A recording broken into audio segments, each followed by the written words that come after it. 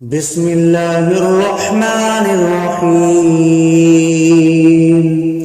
ياسين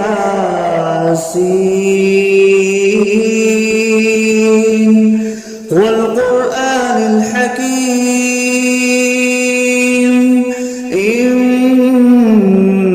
لمن المرسلين على صراط مستقيم تنزيل العزيز الرحيم لتنذر قوما ما أنذر آباؤهم فهم غافلون. لقد حق القول على أكثرهم فهم لا يؤمنون. إنا جعلنا في أعناقهم أغلالا فهي إلى الأذقان فهم مقمحون. وجعلنا من بين أيديهم سدا ومن خلفهم سدا فأغشيناهم فهم لا يبصرون. وسواء عليهم أأنذرتهم أم لم تنذرهم لا يؤمنون. إنما تنذر من اتبع الذكر وخشي الرحمن بالغيب فبشره بمغفرة وأجر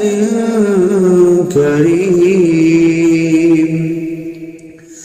إنا نحن نحيي الموتى ونكتب ما قدموا وآثارهم وكل شيء أحصيناه في إمام مبين. واضرب لهم مثلا أصحاب القرية إذ جاءها المرسلون إذ أرسلنا إليهم 2 فكذبوهما فعززنا بثالث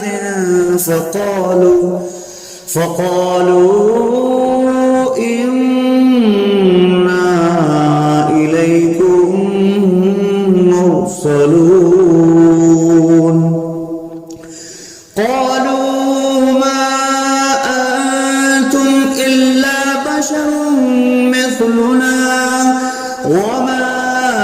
أنزل الرحمن من شيء إن أنتم إلا تكذبون. قالوا ربنا يعلم إنا إليكم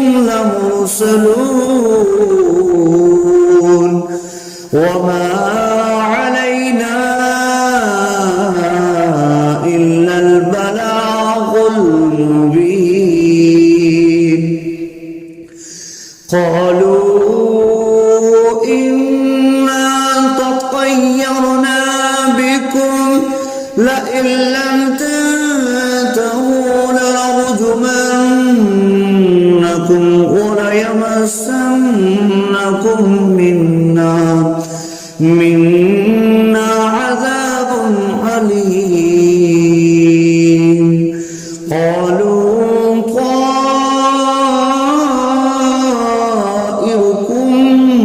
معكم أئن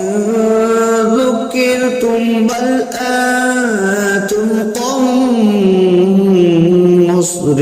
مسرفون. وجاء أقصى المدينة رجل يسعى قال يا قوم اتبعوا المرسلين اتبعوا من لا يسألكم أجرا وهم مهتدون وما لي لا أعبد الذي فطرني وإليه ترجعون أأتخذ من دونه آلهة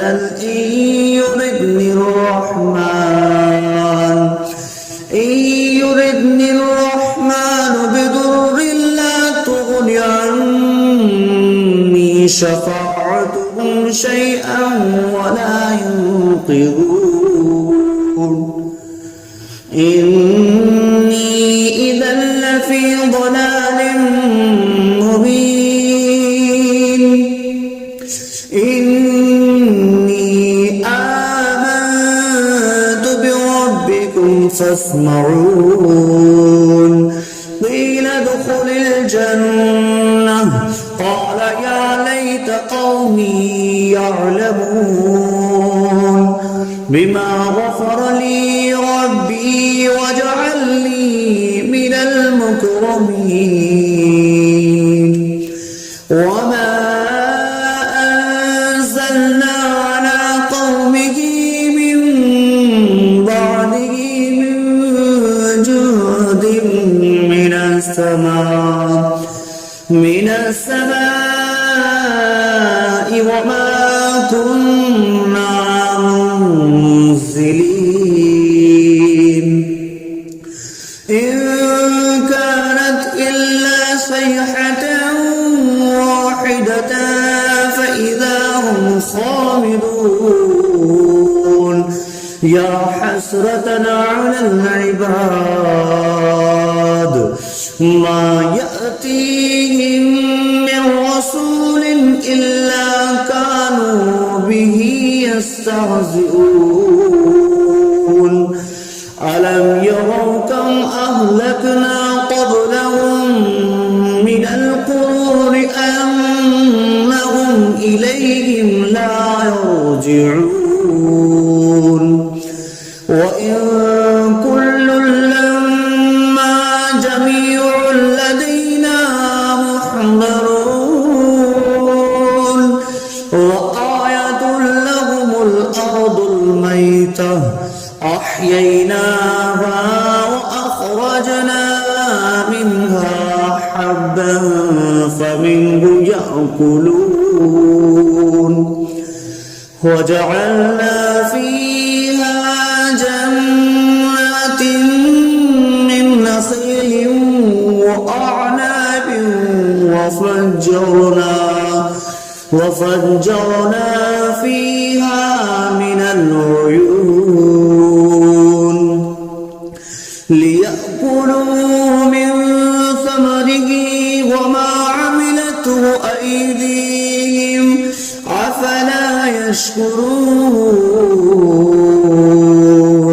سبحان الذي خلق الأزواج كلها مما تنبت الأرض ومن أنفسهم ومما لا يعلمون وآية لهم الليل نسلخ منه النهار فإذا هم مظلمون والشمس تجري لمستقر لها ذلك تقدير العزيز العليم والقمر قدرناه منازل حتى عاد كالأرجون القديم لا الشمس ينبغي لها أن تدرك الكمال الليل سابق النهار وكل في فلق يسبحون وآية لهم أنا حملنا ذريتهم في الفلك المشحون وخلقنا لهم من مثله ما يركبون وإن نشأ نغرقهم فلا صريخ لهم ولا هم ينقذون إلا رحمة منا ومتاعا إلى حين وإذا قيل لهم اتقوا ما بين أيديكم وما خلفكم لعلكم ترحمون وما تأتيهم من آية من آيات ربهم إلا كانوا عنها معرضين وإذا قيل لهم أنفقوا مما رزقكم الله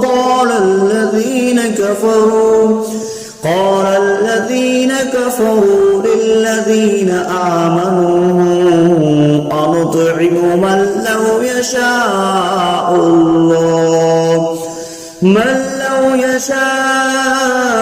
الله أطعمه إن أنتم إلا في ضلال مبين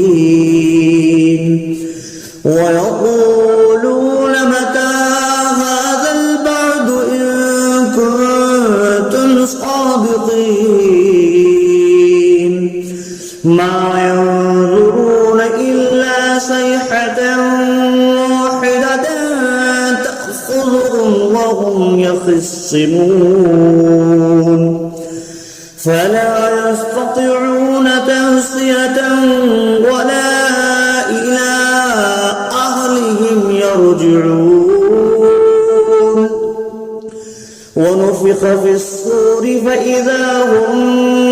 من الأجداث إلى ربهم ينسلون قالوا يا ويلنا من بعثنا من مرقدنا هذا ما وعد الرحمن وصدق المرسلون إن كانت إلا صيحة واحدة فإذا هم جميع لدينا محضرون فاليوم لا تظلم نفس شيئا ولا تجزون إلا ما كنتم تعملون إن أصحاب الجنة اليوم في شغل فاكهون هم وأزواجهم في ظلال على الأرائك متكئون لهم فيها فاكهة ولهم ما يدعون سلام قولا من رب رحيم وانتظروا اليوم أيها المجرمون ألم أعهد إليكم يا بني آدم ألا تعبدوا الشيطان إنه لكم عدو مبين وأن اعبدوني هذا صراط مستقيم ولقد أضل منكم جبلا كثيرا أولم تكونوا تعقلون هذه جهنم التي كنتم اصلوها اليوم بما كنتم تكفرون اليوم نختم على أفواههم وتكلمنا أيديهم وتشهد أرجلهم بما كانوا يكسبون ولو نشاء لطمسنا على أعينهم فاستبقوا الصراط فأنى يبصرون ولو نشاء لمسخناهم على مكانتهم فما استطاعوا مضيا ولا يرجعون ومن نعمره نكسه في الخلق أفلا يعقلون وما علمناه الشعر وما ينبغي له إن هو إلا ذكر وقرآن مبين لينذر من كان حيا ويحق القول على الكافرين أولم يروا أنا خلقنا لهم مما عملت أيدينا أنعاما فهم لها مالكون وظللناها لهم فمنها ركوبهم ومنها يأكلون ولهم فيها منافع ومشارب أفلا يشكرون واتخذوا من دون الله آلهة لعلهم ينصرون لا يستطيعون نصرهم وهم لهم جند محضرون فلا يحزنك قولهم إنا نعلم ما يسرون وما يعلنون أولم ير الإنسان أنا خلقناه من نطفة فإذا هو خصيم مبين وضرب لنا مثلا ونسي خلقه قال من يحيي العظام وهي رميم قل يحييها الذي أنشأها أول مرة وهو بكل خلق عليم الذي جعل لكم من الشجر الأخضر نارا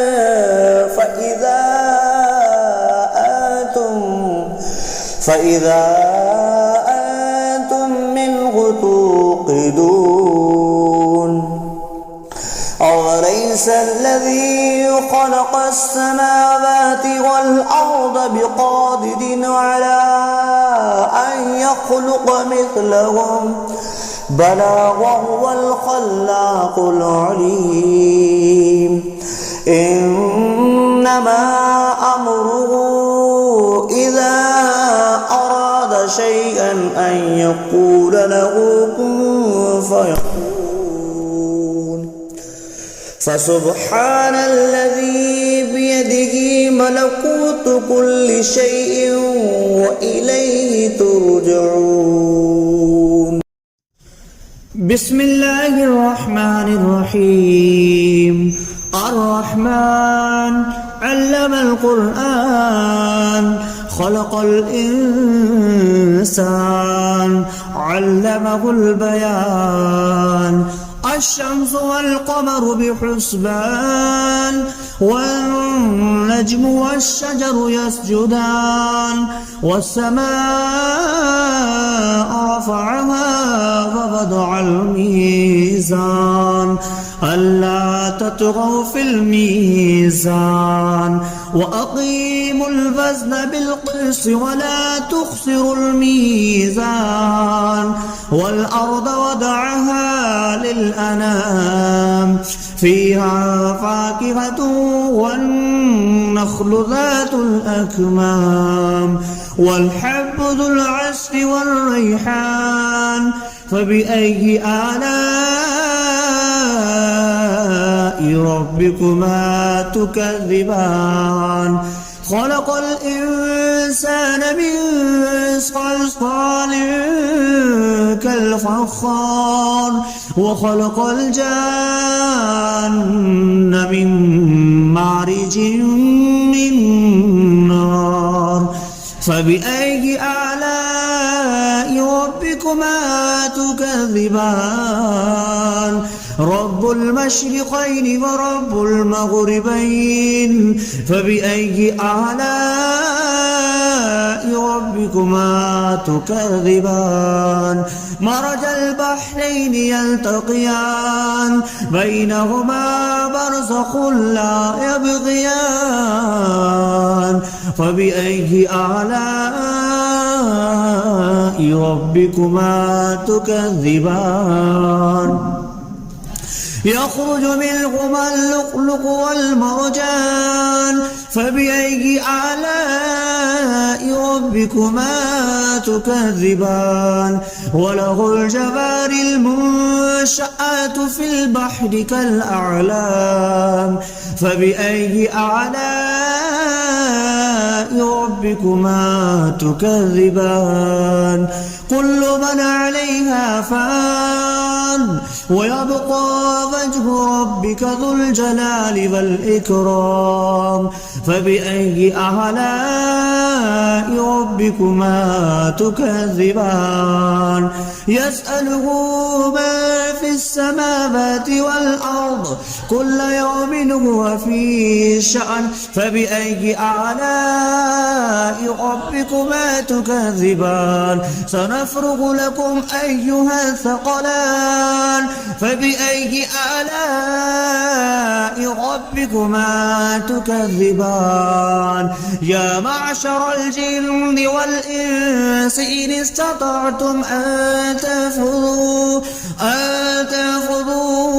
من أقطار السماوات والأرض فانفذوا لا تنفذون إلا بسلطان فبأي آلاء ربكما تكذبان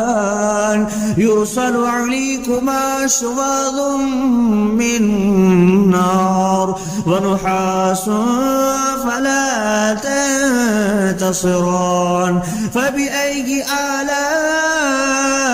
ربكما تكذبان فإذا انشقت السماء فكانت وردة كالدهان فبأي آلاء ربكما تكذبان فيومئذ لا يسأل عن ذنبه إنس ولا جان فبأي آلاء ربكما تكذبان يعرف المجرمون بسيماهم فيؤخذ بالنواسي والأقدام فبأي آلاء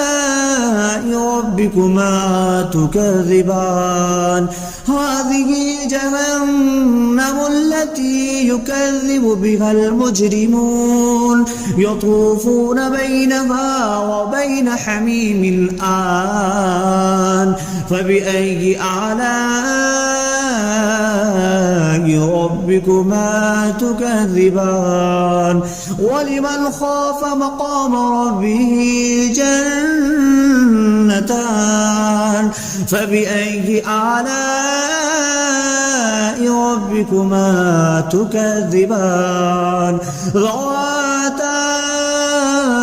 أفنان فبأي آلاء ربكما تكذبان فيهما عينان تجريان فبأي آلاء ربكما تكذبان فيهما من كل فاكهة زوجان فبأي آلاء ربكما تكذبان متكئين على فرش بطائنها من استبرق وجنى الجنتين دان فبأي آلاء ربكما تكذبان فيهن قاصرات الطرف لم يطمثهن إنس قبلهم ولا جان فبأي آلاء ربكما تكذبان كأنهن الياقوت والمرجان فبأي آلاء ربكما تكذبان هل جزاء الإحسان إلا الإحسان فبأي آلاء ربكما تكذبان ومن دونهما جنتان فبأي آلاء ربكما تكذبان مدهامتان فبأي آلاء ربكما تكذبان فيهما عينان نضختان فبأي آلاء ربكما تكذبان فيهما فاكهة ونخل والرمان فبأي آلاء ربكما تكذبان فيهن خيرات حسان فبأي آلاء ربكما تكذبان حور مقصورات في الخيام فبأي آلاء ربكما تكذبان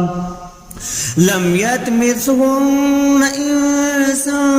قبلهم ولا جان فبأي آلاء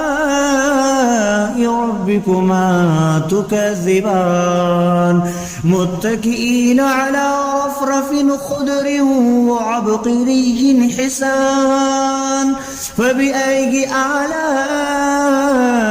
ربكما تكذبان تبارك اسم ربك ذي الجلال والإكرام